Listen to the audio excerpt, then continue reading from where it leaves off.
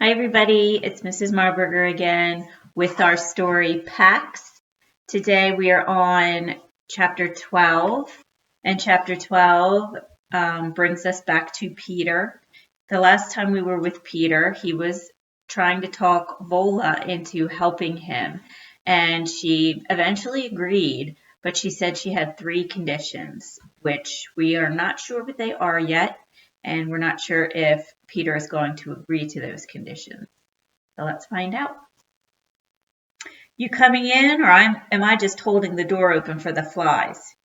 Peter dropped his pack. He rebalanced himself on the crutches and stared at the log cabin. These trees grew here. It hadn't been a question, but Vola nodded and pointed uphill. Spruce, from the top of Mason's Ridge. Lincoln logs, is that what you're thinking? Sort of, but it wasn't. Peter reached out to touch one of the logs. What would it feel like to make something so consequential? To cut timbers and watch them fall out of a clear blue sky and roll them down to a clearing, your hands sticky with sharp scented pitch, and then to lift them into place, notched and stacked one over the other? Yes, just like the toys that had been his favorite in kindergarten. The old set and the tall covered canister, and end up with a home. Did you build this? No, it was before my time. Now come in, I don't have all day. Peter still didn't move. What are those conditions? You said you would tell me when we got here. Vola sighed and stepped back down onto the slab of granite that formed the front step, letting the screen door clap shut. She picked up a jar of seeds, and a cloud of birds fluttered down from the trees to surround her. She filled a feeder that hung from a corner rafter before turning to answer him. Number 1, I don't want anyone coming around here. I live by myself for a reason. You write to your grandfather and tell him whatever it takes to make sure nobody comes around here. Besides, it's only fair you let your family know that you're not dead in a ditch somewhere. Peter reared back so fast that he almost toppled over. The pain that moment caused was searing, but he bit his lip. No, he'd come and get me. No. Condition number 2. Condition number 1 is non-negotiable.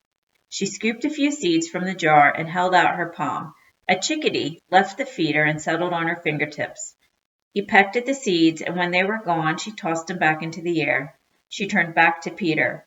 Number 2, you're going to tell me why you're carrying that bracelet. Peter glanced down at his pack and felt his heart clench to protect what was so private. Why? Because I'm curious about you, and you can tell a lot about a soldier by what he carries into battle. But I'm not a soldier. I'm just going home.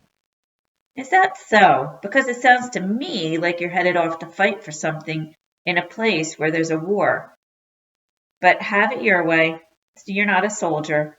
Condition 2 is still this. When I ask you, you're going to tell me why you've brought that bracelet with you. Why that particular thing. The truth.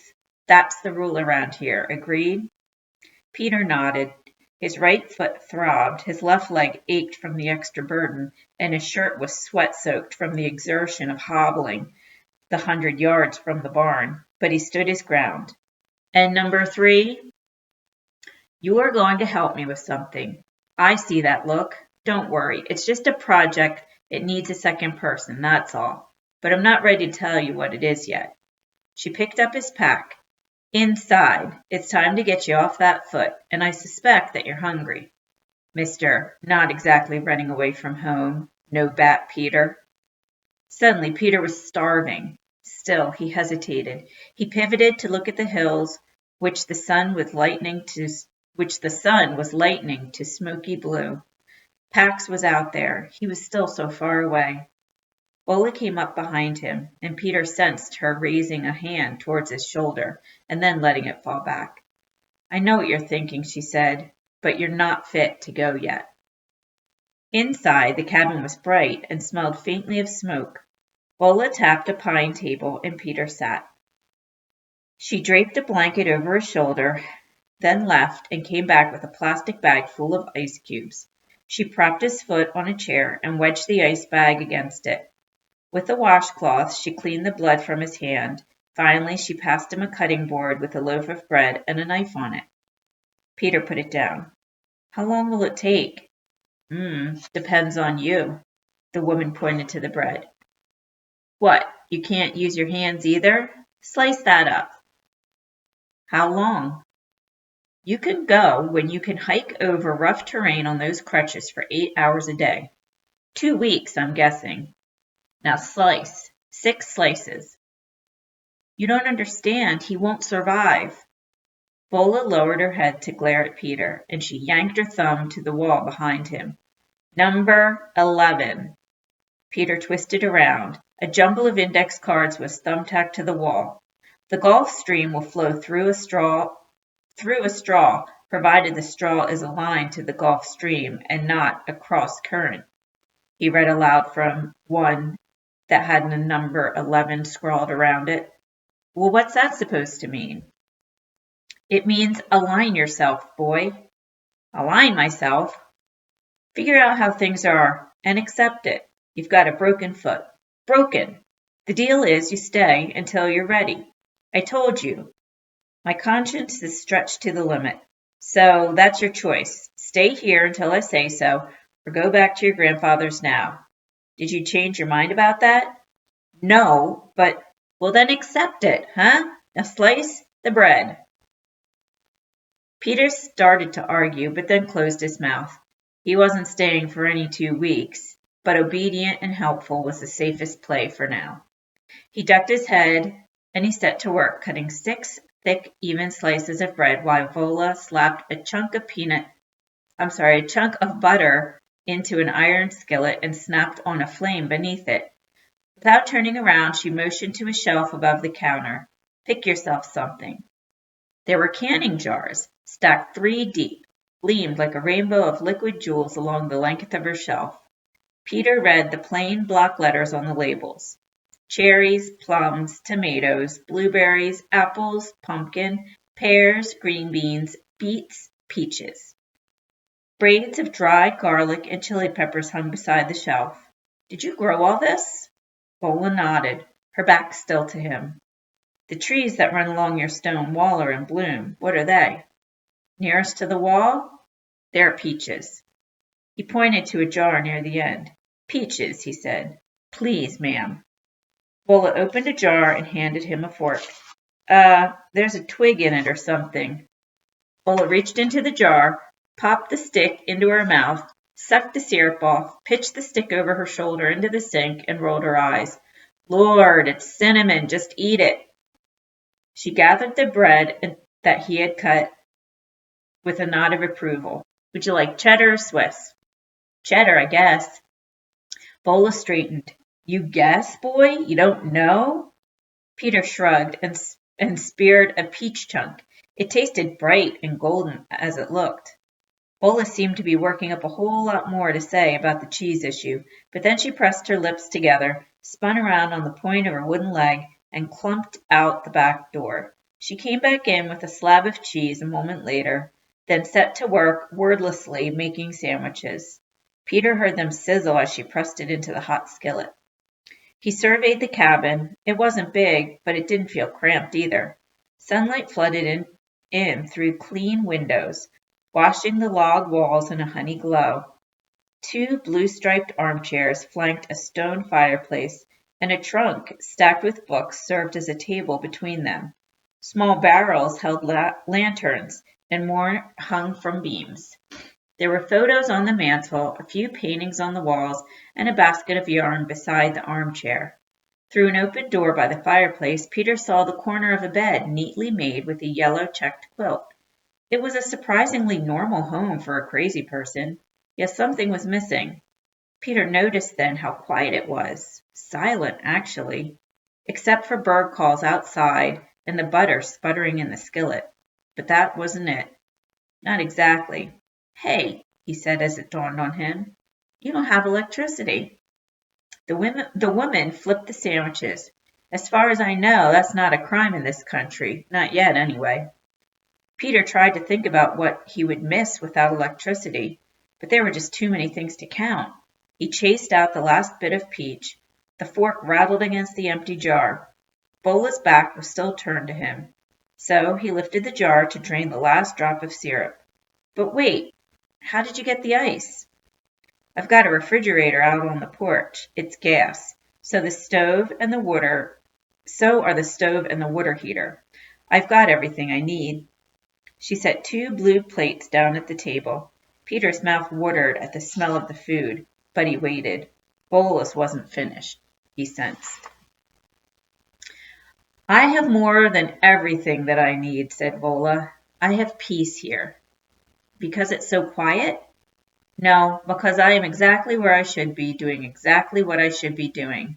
That is peace. Eat.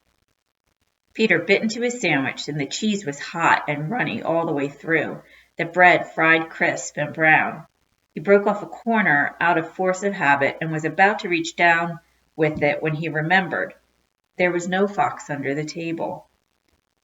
He's used to breaking off a piece of his sandwich and giving it to Pax, and he did that just because it was habit, something that you just do without even thinking about it, but Pax wasn't there to take that little piece of bread. He wondered if Pax was missing him as much as he missed his fox right now. Don't you get lonely out here? Nah, I see people. B. Booker, the librarian. Robert Johnson, the bus driver. I see people. She got up, brought the frying pan over, and slid another sandwich onto his plate. Eat. Peter ate, thinking about what she had said about peace. And when he finished, he licked the buttery crumbs from his fingers. What do you mean you're doing exactly what you should be doing? Do your work? Well, do you work? Sorry. Of course I work. The garden is 1/2 an acre, and the orchard is twice that size. I'm planting beans and okra today. Maybe get to replacing the seal on the well pump. There's always plenty to do here. But don't you go to a job and make money? How do you buy things? Like all those tools in the barn. Like, he waved around the cabin, all your stuff. Bola hoisted herself onto the counter and then held out her wooden leg and rapped at it with the spatula.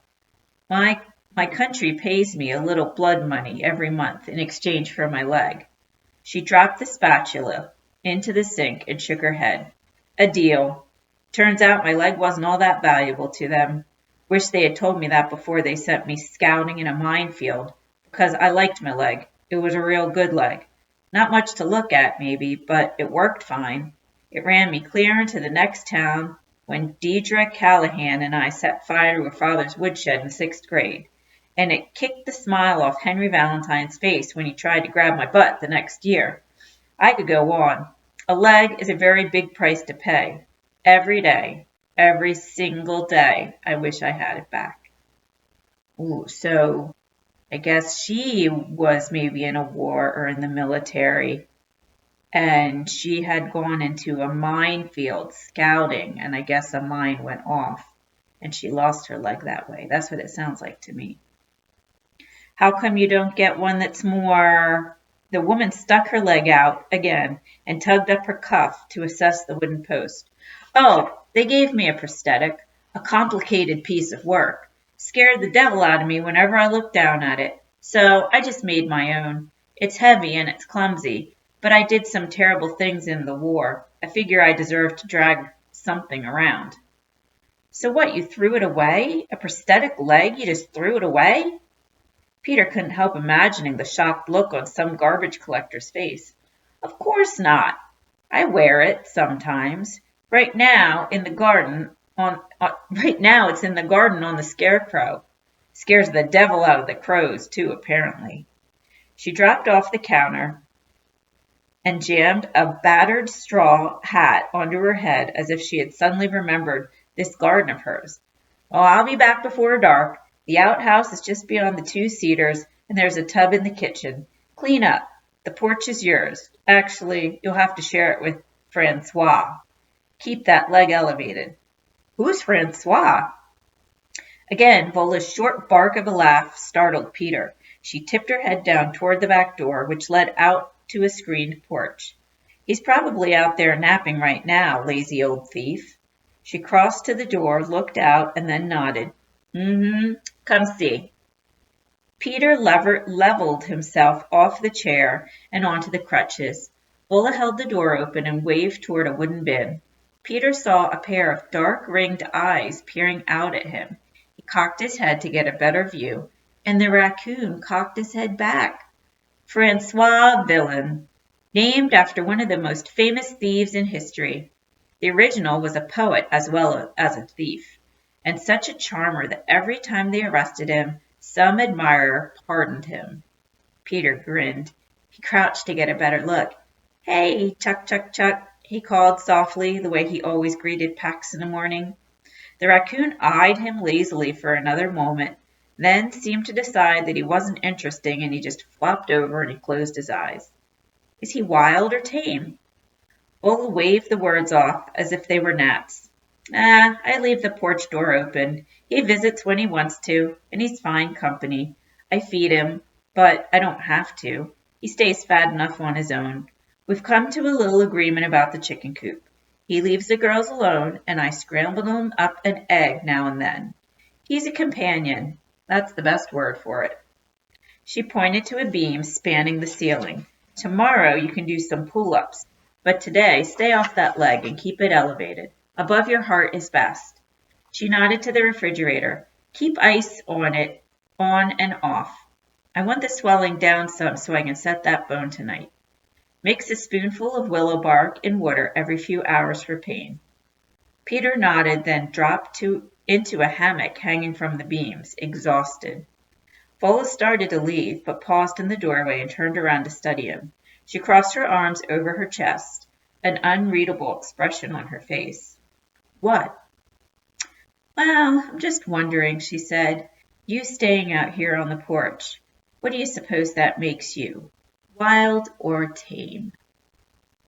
And that's the end of chapter 12. I hope you liked it. All right, next time will be chapter 13.